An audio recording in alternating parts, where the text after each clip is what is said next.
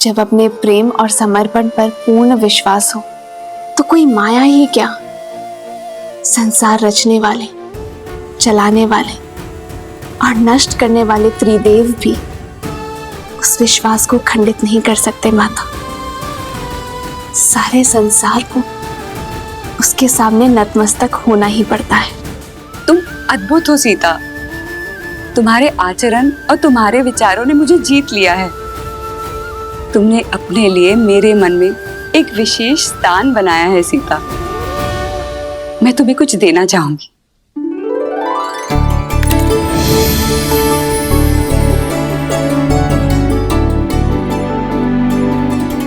ये दिव्य आभूषण लो सीता।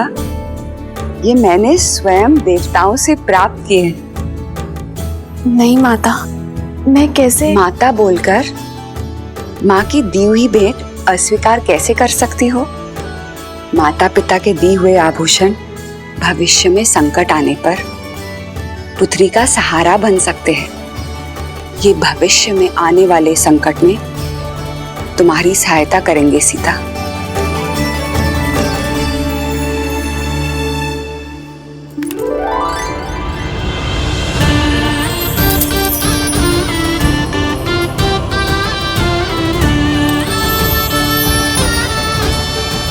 साक्षात देवी लक्ष्मी का अवतार लग रही हो।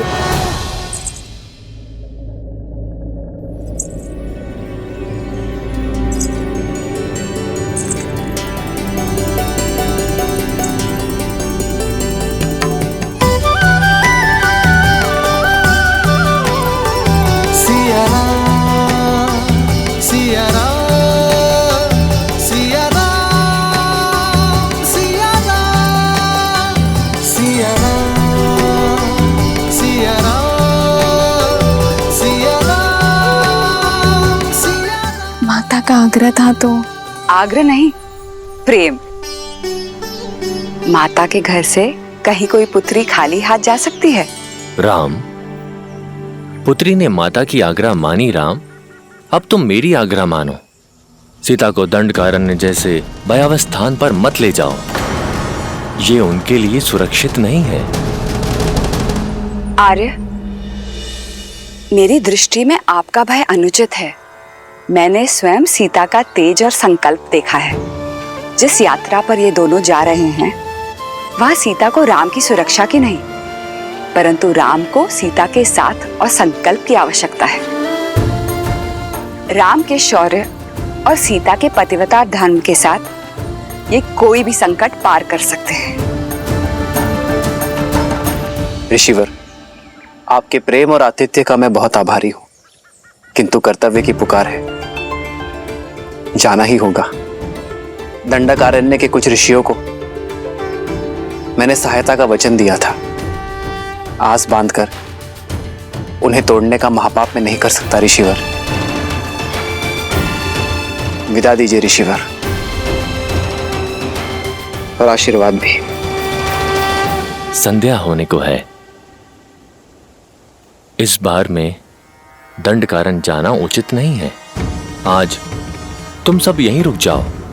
कल भोर में नए सूर्योदय के साथ नई यात्रा प्रारंभ करना। जैसे आपकी आज्ञा ऋषिवर।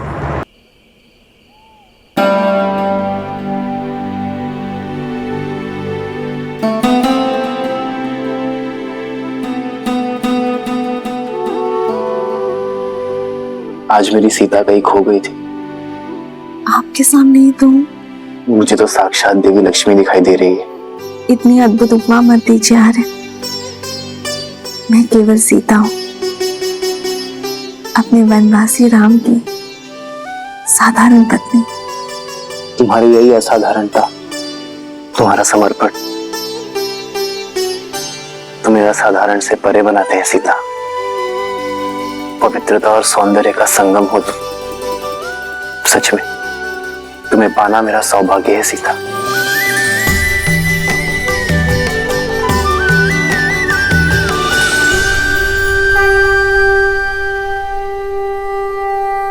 विजयी भव। आयुष्मान भव। राम, एक माता की ये सीख स्मरण रखना। लक्ष्य जितना बड़ा हो, मार्ग उतना ही कठिन होता है। अपरिचित संकटों से घिरा है वो स्थान। तुम तीनों की सतर्कता और साथ यही कवच है। एक पल के लिए भी कोई असावधानी मत करना। अवश्य माता।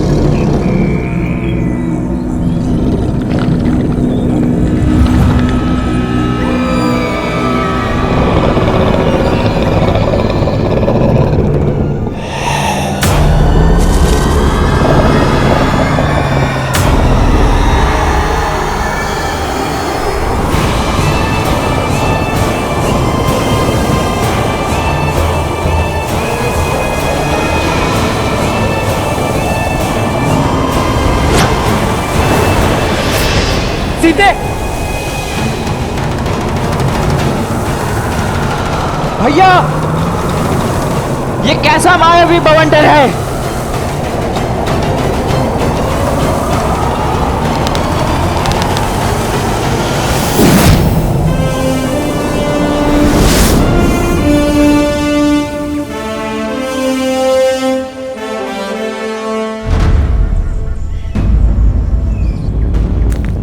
भैया,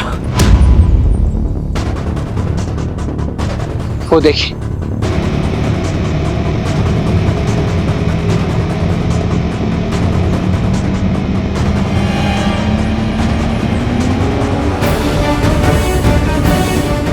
वो महापापी विराट नवयुवतियों को ही अवश्य बनाता है।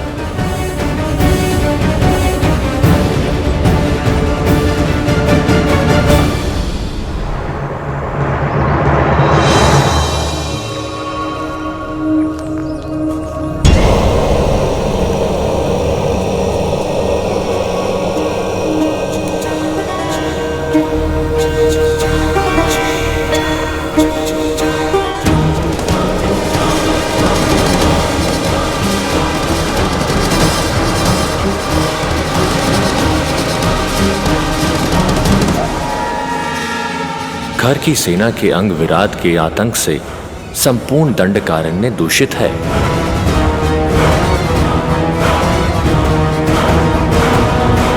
ना जाने कितने ही मनुष्यों को लील गया होगा ये महापापी। इसे अवसर नहीं, अंत की आवश्यकता है। हमें विराट का संहार करना ही होगा लक्ष्मण।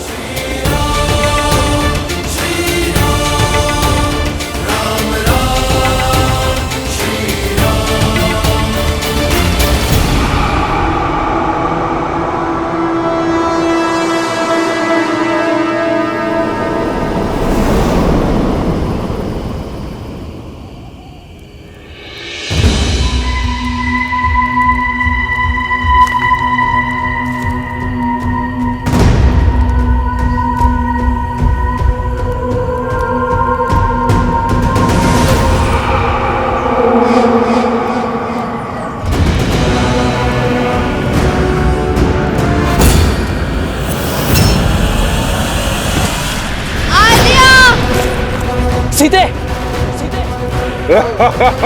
श्री राम, भैया लक्ष्मण रक्षा कीजिए।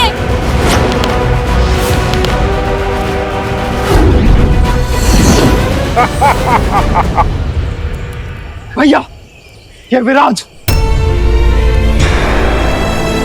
सीते,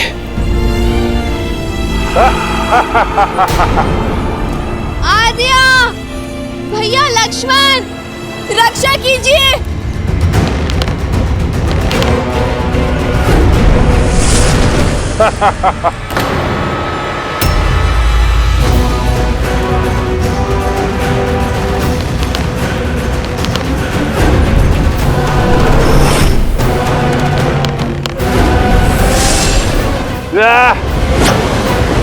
सीते,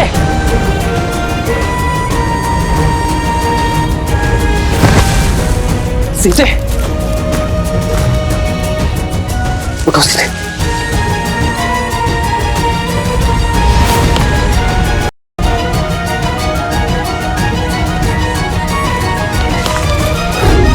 भैया, इस पर हमारे बाणों का कोई प्रभाव नहीं हो रहा है।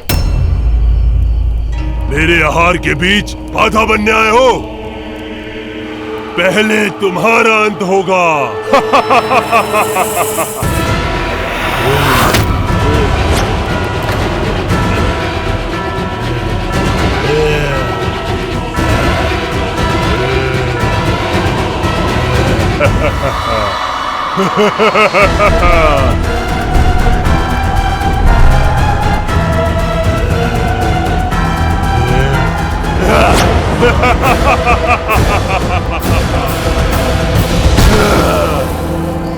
बड़ा दुखदाई और कष्ट भरा अंत होगा तुम्हारा।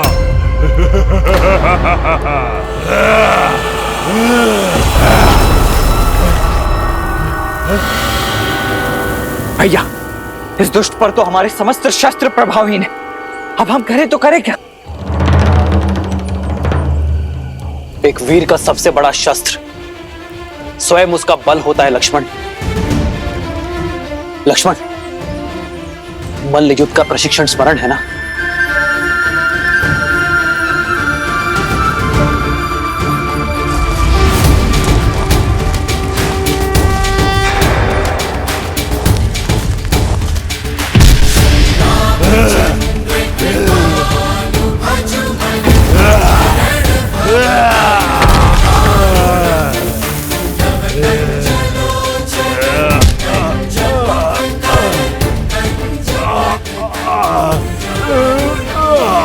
मैं ऐसे नहीं मरूंगा।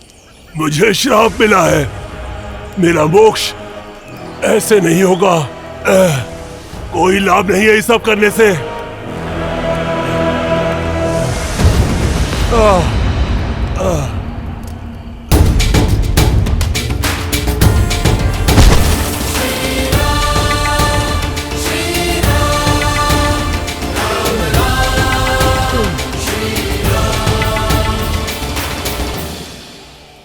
मुझे जीवित की धरती में गाड़ दीजिए राघव, तभी मैं इस नरकीय जीवन और अपने इस शाप से मुक्त हो पाऊंगा। कैसा शाप मिला है तुम्हें विराट? अपना परिचय दो। मैं टुमरू हूं, एक गंधर्व जो श्राप के चलते इस राक्षस रूप में आ गया। काम के मध में चूर होके मैंने कुबेर की पुत्र वधू रंभा पर कुदृष्टि डाली थी। कुबेर की सभा में उसके पति के पास ले जाने के स्थान पर मैंने उसका अपहरण कर उससे विवाह करने का प्रयत्न किया, जिसके दंड के रूप में कुबेर ने मुझे स्त्रियों के अपहरण करने वाला राक्षस बनने का श्राप दिया। और मोक्ष का केवल एक ही मार्ग था, श्री राम, जो मेरा उद्धार करे। आपका कोई अस्त्र शस्त्र मुझ पर नहीं चल पाएगा, इसलिए हे प्रभु, मुझे जीवित ही गाड़कर मुझे इस श्राप से मुक्ति दें। किंतु मैं ही क्यों? क्योंकि मेरे श्राप और इस पीड़ा का अंत केवल वही कर सकता है जिसने जीवन भर स्त्रियों का सम्मान किया हो, जिसने कभी किसी पर स्त्री पर कुदृष्टि न डाली हो। मैंने मोक्ष की इच्छा से न जाने कितने ऋषि मुनि और देवों के दरवाजे खटखटाए, किंतु सभी के मन में किसी न किसी पराई स्त्री के लिए काम अवश्य जागा था। प्रभु, राघव, इस संसार में केवल आप हैं जो पवित्र हैं, इसलिए हे राम, मेरी सहायता कीजिए, मुझे श्राप से मुक्ति दिलाइए। तुम्बुरु, तुम्हारा जीवन समस्त संसार के लिए एक सीख है। स्त्रियों के सम्मान, उनके आदर का पाठ पढ़ाने वाला अध्याय है। मुझे तुम पर दया आती है तुम्बुरु, और मैं तुम्हारी पीड़ा को भी समझता हूं। इसलिए मैं तुम्हें तुम्हारी मुक्ति में सहायता अवश्य करूंगा।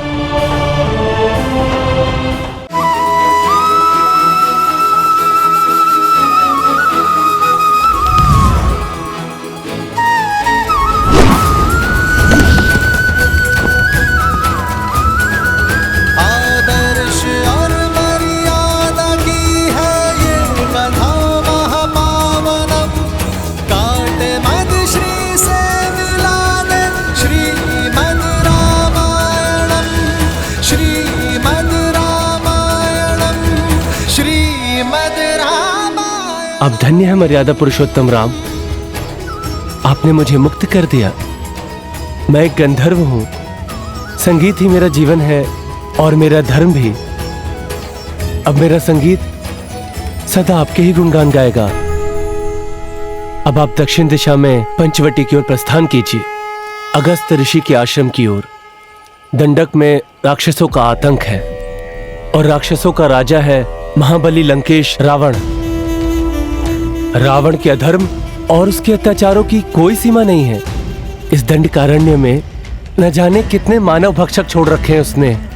और इस राक्षसी सेना का प्रमुख है खर, जो रावण की छाया बनकर अपने भाई दूषण के साथ मिलकर अपने इस आतंक से धर्म और मर्यादा का गला घोट रहा है।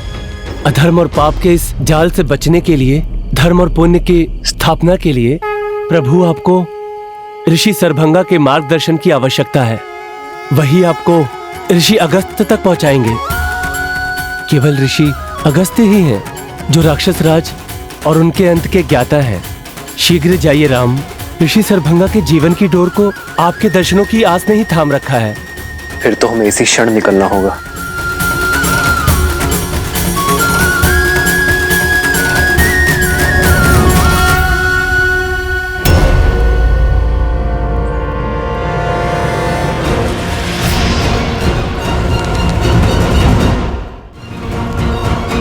ठहरो लक्ष्मण।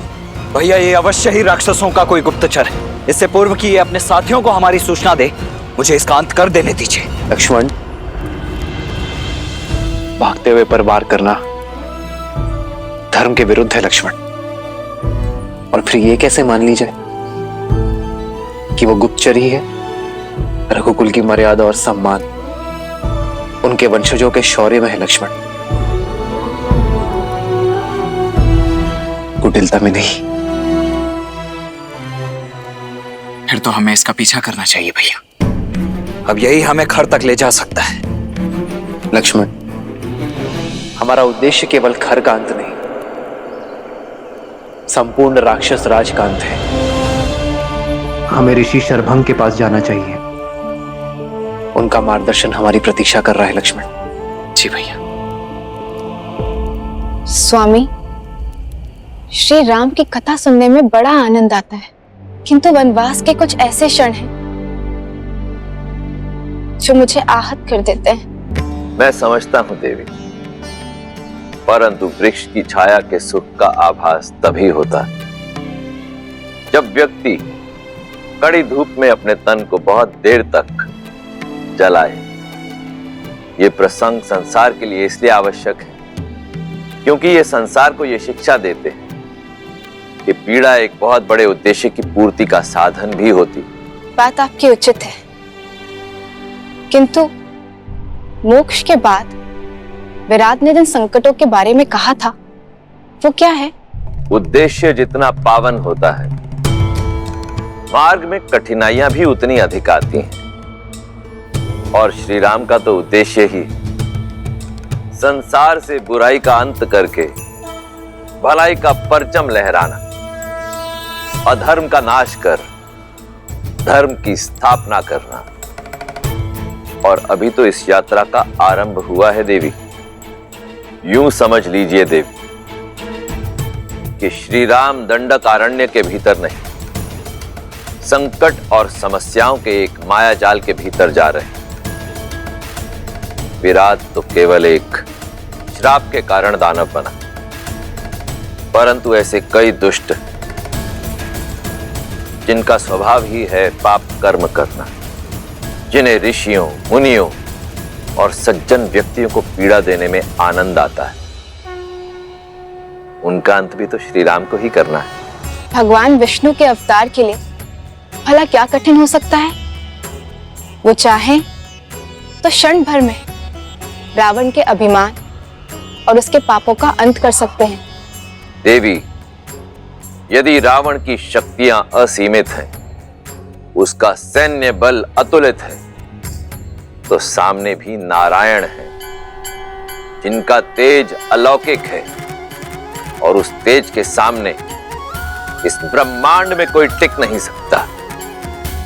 परंतु ये मत भूलिए कि इस समय राम के रूप में नारायण मनुष्य रूप में अवतरित हुए, और उन्हें जो भी करना होगा वो मनुष्य जीवन की सीमाओं में बंधकर ही करना होगा, मर्यादा में रहकर करना होगा, क्योंकि ये मर्यादा ही तो है जो श्री राम को इस धरती लोक का निवासी बनाती है, मनुष्य बनाती है।